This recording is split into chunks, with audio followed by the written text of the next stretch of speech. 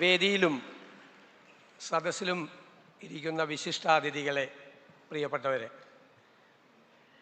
നമ്മുടെ ഓണത്തോടനുബന്ധിച്ച ടൂറിസം വാരാഘോഷങ്ങൾക്ക് തുടക്കമാവുകയാണ്. പ്രിയങ്കരനായ നമ്മുടെ ടൂറിസം മന്ത്രി ആലപിച്ച മനോഹരമായൊരു ഗാനത്തിൻ്റെ ചിത്രീകരണത്തോടു കൂടിയാണ് നമ്മൾ ടൂറിസം വാരാഘോഷങ്ങൾക്ക് തുടക്കമിട്ടത്. ഞാൻ അദ്ദേഹത്തെ പ്രത്യേകമായി അഭിനന്ദിക്കുന്നു. നമുക്കറിയാം, ഓണക്കാലമാണ്. പ്രകൃതി മുഴുവൻ ഹരിതാഭയണിഞ്ഞ് സുന്ദരിയായി നിൽക്കുകയാണ്. ആ പ്രകൃതിയുടെ മനോഹാരിത മുഴുവൻ നമ്മുടെ ജീവിതത്തിലേക്കും കൂടി ഉണ്ടാകണം എന്നാണ് നമ്മുടെ എല്ലാവരുടെയും ആഗ്രഹം. ഓണക്കാലം ജാതി മത വർഗ വർണ്ണ വ്യത്യാസങ്ങൾക്ക് അതീതമായി നമ്മളെല്ലാവരും ഒരുമിച്ച് കൂടുന്ന അപൂർവമായ ഒരവസരമാണ്. ഈ ഓണത്തിൻ്റെ അനുഭവങ്ങൾ ഇനി വരാനുള്ള കാലത്തേക്ക് കൂടി തുടരണം എന്നാണ് എൻ്റെ വിനയപൂർവമായ അഭ്യർത്ഥന. നമുക്ക് നമ്മുടേതായ സവിശേഷതകളുണ്ട്. ആ സവിശേഷതകളെ ലോകത്തിൻ്റെ മുന്നിൽ നമുക്ക് അവതരിപ്പിക്കാൻ കഴിയണം. നമുക്കൊരു മനോഹരമായ ചരിത്രമുണ്ട്. ദൈവം നമുക്ക് വരദാനമായി നൽകിയ ദൈവത്തിൻ്റെ സ്വന്തം നാടുണ്ട്. 600 കിലോമീറ്റർ കടലുണ്ട്. 44 നദികളുണ്ട്, തടാകങ്ങളുണ്ട്. ലോകത്തെ മുഴുവൻ വിസ്മയിപ്പിക്കുന്ന പശ്ചിമഘട്ട മലനിരകളുണ്ട്.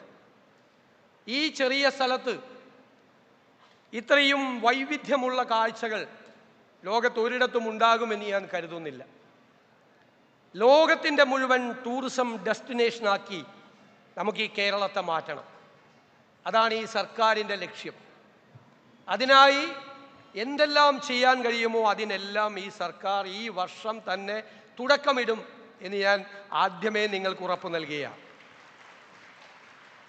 നമ്മുടെ തുറമുഖങ്ങളും നമ്മുടെ കായലുകളും നദികളും എല്ലാം സംയോജിപ്പിച്ചുകൊണ്ടുള്ള ഇൻ്റഗ്രേറ്റഡ് ടൂറിസം പ്രോജക്റ്റ് ഉണ്ടാകും. നമുക്ക് ക്രൂയിസ് ടെർമിനൽ ഉണ്ടാകും, ക്രൂയിസ് ഷിപ്പുകൾ ഉണ്ടാകും കേരളത്തിൻ്റെ കടലോരങ്ങളിലൂടെ, റിവർ ക്രൂയിസുകൾ ഉണ്ടാകും നമ്മുടെ കായലുകളിലൂടെ.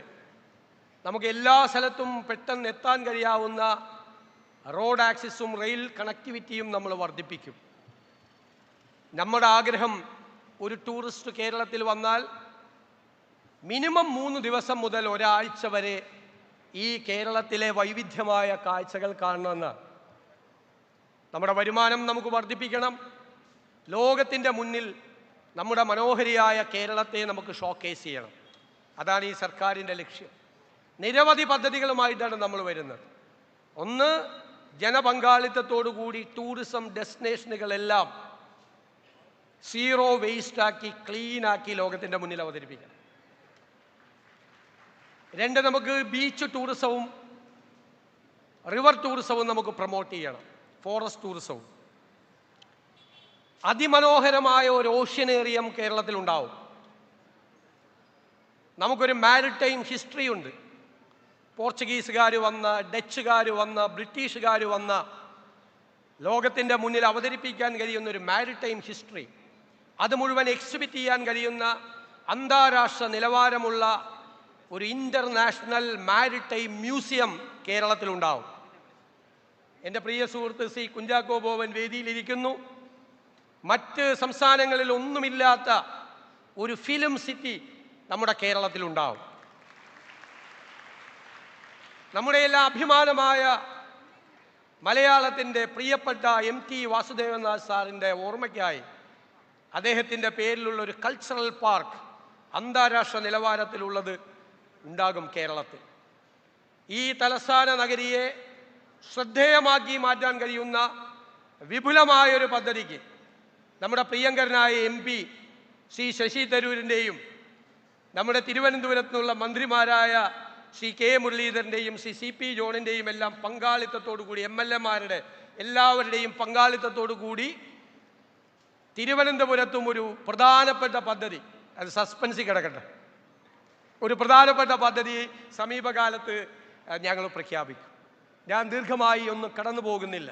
നമ്മുടെ പാരമ്പര്യത്തെ, നമ്മുടെ പ്രകൃതിയെ, നമ്മുടെ പ്രത്യേകതകളെ, നമ്മുടെ തനത് കലകളെ എല്ലാത്തിനെയും ലോകത്തിൻ്റെ മുന്നിൽ അവതരിപ്പിക്കാൻ കഴിയുന്ന സമഗ്രമായ ഒരു ടൂറിസം പദ്ധതിയാണ് കേരളത്തിൻ്റെ ഏറ്റവും വലിയ സ്വപ്നം. ആ സ്വപ്നം യാഥാർത്ഥ്യമാകാൻ കേരളത്തിലെ മുഴുവൻ ജനങ്ങളുടെയും പിന്തുണ ഞാൻ വിനയപൂർവ്വം അഭ്യർത്ഥിച്ചുകൊണ്ട് നിങ്ങൾക്കെല്ലാം ഊഷ്മളമായ ഓണാശംസകൾ നേർന്നുകൊണ്ട് ടൂറിസം വകുപ്പ് മനോഹരമായി സംഘടിപ്പിച്ചിരിക്കുന്ന ഈ ടൂറിസം വാരാഘോഷ പരിപാടികൾ ഉദ്ഘാടനം ചെയ്യുന്നു. ഈ ഓണത്തിന് എല്ലാവരും സന്തോഷത്തോടു കൂടി ഇരിക്കാൻ ഒരു ഗവൺമെൻറ്റിന് ചെയ്യാൻ കഴിയുന്നതെല്ലാം ചെയ്തിട്ടുണ്ട്. എല്ലാവരുടെ കയ്യിലേക്കും പണം എത്തുന്നതിനുള്ള നടപടികൾ സ്വീകരിച്ചിട്ടുണ്ട്. റോഡിലൂടെ ഇപ്പോൾ പോകാൻ വയ്യ, ഒരു കാലത്തും ഇല്ലാത്ത തിരക്കാണ് എല്ലായിടത്തും. എൻ്റെ ഉള്ളിലുള്ള ഒരാഗ്രഹം ധനകാര്യ വകുപ്പ് കൂടി കൈകാര്യം ചെയ്യുന്നതുകൊണ്ട് ഈ തന്നിരിക്കുന്ന പൈസ മുഴുവൻ നിങ്ങൾ സ്പെൻഡ് ചെയ്യണമെന്നാണ്. ബാങ്കിലൊന്നും ഇപ്പോൾ കൊണ്ടുപോയിട്ടരുത്, ഇത് മുഴുവൻ ചെലവാക്കണം. അങ്ങനെ ഈ പണം നമ്മുടെ മാർക്കറ്റിൽ ഉണ്ടാകുമ്പോൾ നമ്മുടെ ഖജനാവിലേക്ക് വീണ്ടും പൈസ വന്നുകൊണ്ടിരിക്കും, ടാക്സായിട്ട് വന്നുകൊണ്ടിരിക്കും.